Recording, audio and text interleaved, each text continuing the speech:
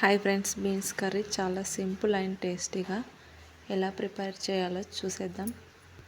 నేనైతే ఒక అరకిలో అలసందకాయ తీసుకున్నానండి. అలసంద అనొచ్చు, ఇంగ్లీష్లో అయితే బీన్స్ అని అంటాం కదా మనం.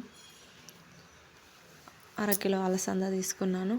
ఇప్పుడు ఒక గిన్నెలో ఆయిల్ వేసి జీలకర్ర, ఆవాలు చిటపట అన్నాక సన్నగా పొడుగ్గా కట్ చేసి పెట్టుకున్న ఉల్లిపాయలను వేసేసి ఒక 2 రెమ్మల కరివేపాకును వేస్తున్నాను.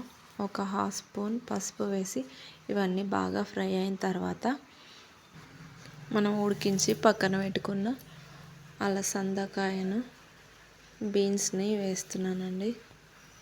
ఇది ఒక 2 నిమిషాలు ఇట్లా నూనెలో కొంచెం ఉడికిపోయిన తర్వాత మన కర్రీకి సరిపడా ఉప్పు, కారం వేసి మరి ఒక 2 నిమిషాలు ఫ్రై చేసుకుందామండి.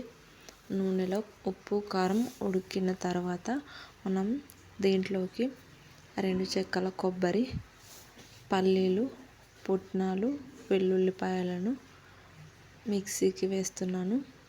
ఇవి వేసి ఒక 2 నిమిషాలు ఉడికించి దింపేసుకోవడమేనండి.